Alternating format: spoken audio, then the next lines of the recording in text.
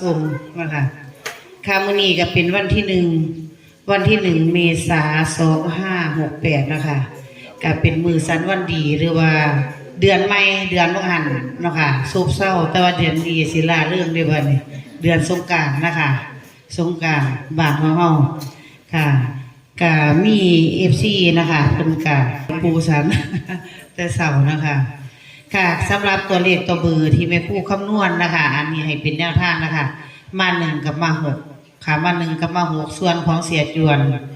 เพิ่นฝันนะคะเพิ่นฝันว่าเลขออกตัวเก่า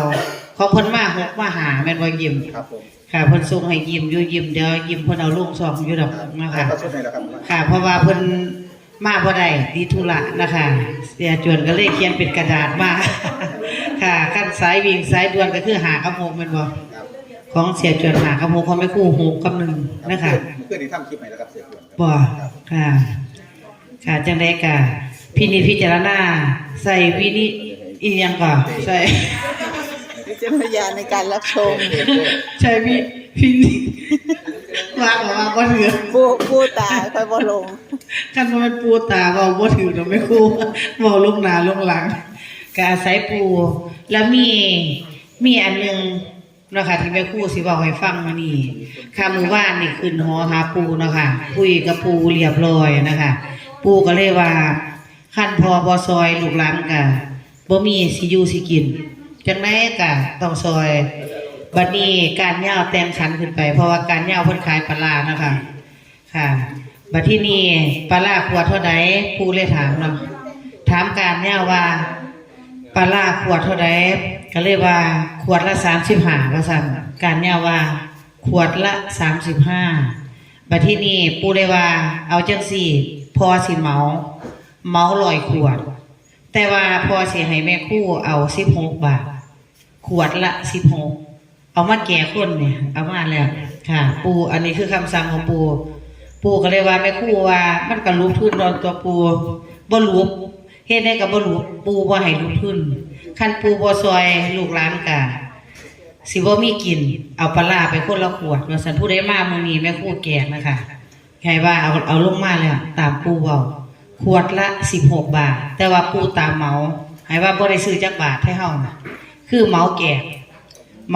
ลูกหลานคนละขวดในราคา16บาทสาธุปกติก็35นะคะปกติ35ราคาแท้คือ35แต่ว่าปูตาเราว่าคันพอบ่ซอยคือแม่นแล้วสิให้เป็นแนวทางแต่ว่าเราว่าให้แก่อีหลีมื้อนี้ค่ะผู้ใดมานะคะผู้ใดมาก็ได้มื้อนี้สำหรับมื้อนี้แก่คนละ1ขวดนะคะ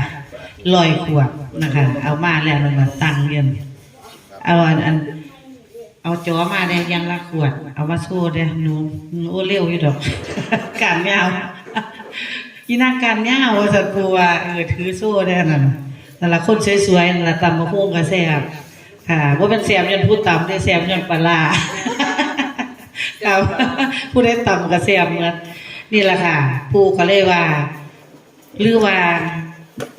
ระหว่างขวดเท่าไรการย่าว35แต่ว่าพอเสียให้ขวดละ16เราว่าเมาเลยเมาแก่คนเลยคันพอบ่เมาลูกหลานก็คือสิบ่ได้ระวังสิแม่ทั้งหมดคันแรกเดี๋ยวเอาจอมาอีกเอาสีฟ้าซีนเอาฟ้าสีเหลืองก็ได้มาเลยสิแก่ทั้ง2ก่อนสุดเดียวเอามาให้มันครบ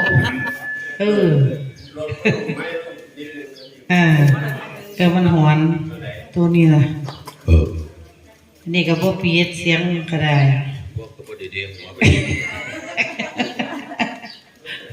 ก็หอนอยู่หวดอยู่มาแม่จอยมาเรียกคิวเอาถึงซ้ำซ้อนมาแก่ก่อนเพราะว่า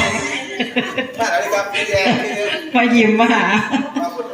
นั่นเลยบ่อันนี้คือการแก่ก่อนนะคะมาเอามากันเลยได้อีหยังก็สิว่าไปก่อนวิรัตแม่นบ่วิระค่ะมาหมดก่อนจำได้แตงโมนั่นมาเพิ่นก็โศกเลยเห็นบ่มาก็ได้แก่มาแม่ประไพนางล่ำก็มารับมารับเลยก่อนสิล่ำเลยแก่ก่อนปัวแก่เลยมันจังสิได้นั่นแม่ประไพ เนี่ยเพราะเป็นหน่อยๆเลยค่ะมาหลายคนนะคุณแม่ยักษ์ เขา เขา มาโศกพอดี ก็จะเศร้า นั่นตัววันนี้คือการแก่นะคะคุณตาค่ะมาผู้ใดบ่มาบ่ได้มื้อนี้แต่ว่าทางช่องฝากไปเด้อค่ะ16เด้อค่ะเด้อราคา35แต่ผู้ตาเมา16เอาจังซี่ไปทักพุ่นไปแล้วไก่พอยืนมานั่นจังซี่เอ้ยจะเป็นสลัดเลิกเนาะนางลำก็ได้นั่นอันนี้ถั่วงอกอันนี้คุณพ่อมนตรีอาจารย์มนตรีนะคะค่ะไหนว่าของเงาทีมงานของเงาอันนี้แอปเปิ้ล อันนี้น้องพรซาลอนผู้แต่งหน้าแต่งตาเอาหมดแล้ว เอาวันนี้ไป น้องไอ้ก็ไปเขาคนมาทันได้น้องไอ้อะไรละไปได้แล้วเนาะค่ะวันนี้มากวันนี้เอาหมดแล้วเนาะเอาพาหำมาเร็วไอ้มาแกะพาหำ ผู้สิโศกก็มูล นี่มาบ่ได้ได้พาหำเลยปูแกะเราว่าขวดละ16 บาทเนี่ยแหละค่ะปูตาเพิ่นให้แกะอันนี้คือเฮ็ดเอากลเอามุ่นเนาะค่ะเนาะแม่ครูว่าขวดละ35มันสิรูปพื้นรูปจังไดมันสิได้ครูว่าคันปูบ่ให้มันสิได้เราเลยว่าจังซี่นะคะเอาฝากไปทาง FC อยู่ไกลต่างจังหวัดนะคะ19 16ค่ะ19 16ส่วนมากไปพวกกับ19แล้วนวลเอาปูว่าเว้าหมู่บ้านนี่เอะใจนะคะก็เลยได้มาเว้าสู่พี่สู่น้องฟังนะคะสู่ FC ฟังสำหรับความฝันไปคู่262กับ68นะคะ262กับ68จังได๋ก็พิจารณาเบิ่งนะคะเนาะ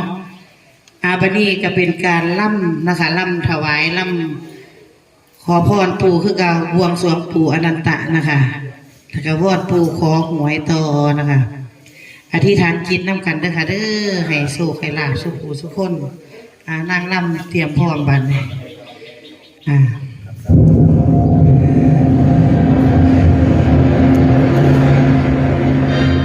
อนันตศีสะอำนาจบารมีจอมแห่งนาคราชเจ้าได้รู้เขาเป็นหนึ่งเดียวจิตบ่คุกบ่เดียวได้ตั้งโตภาวนาผู้อนันตผู้ขอบารมีเดชมายับขอลำถวายพรเป็นคำกลอนที่สูงสมลูกขอไหว้เทพไทยผู้ชาเจ้าผู้เดช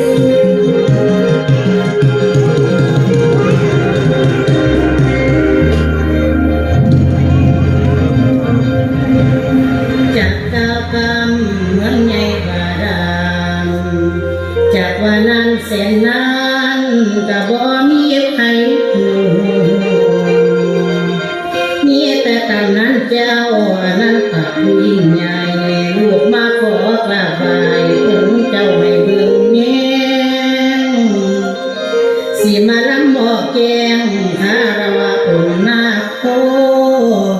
ผู้ที่คล้องมาดานเสือกดานมาแล้วจากว่าเป็นดวงแก้วแนวยิ่งขึ้นแต่งขอถวายกราบไหว้วอนเจ้าให้ลำรู้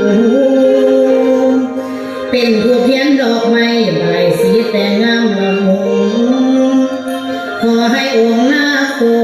เปิดที่ทางให้งามแก่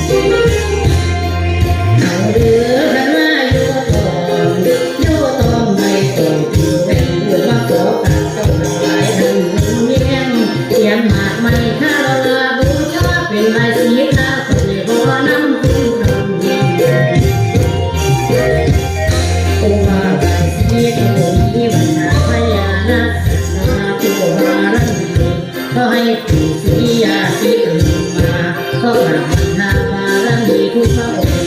ลงน้อมน้อมจนทั้ง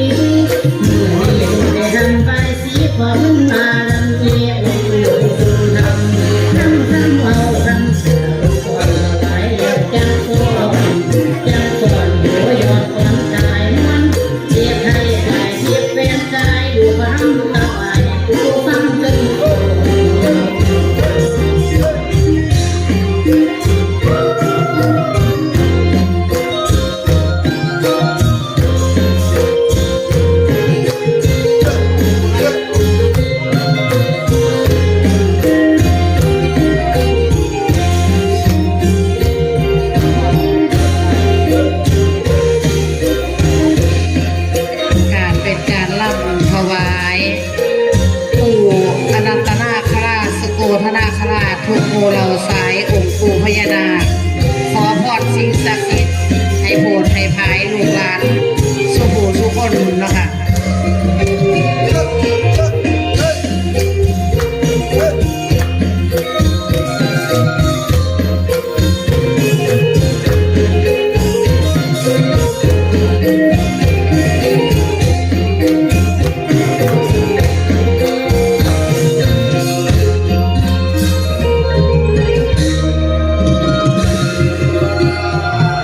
ผ่านไปนะคะอาบดีฟังต่อนะคะวอนปูขอหวย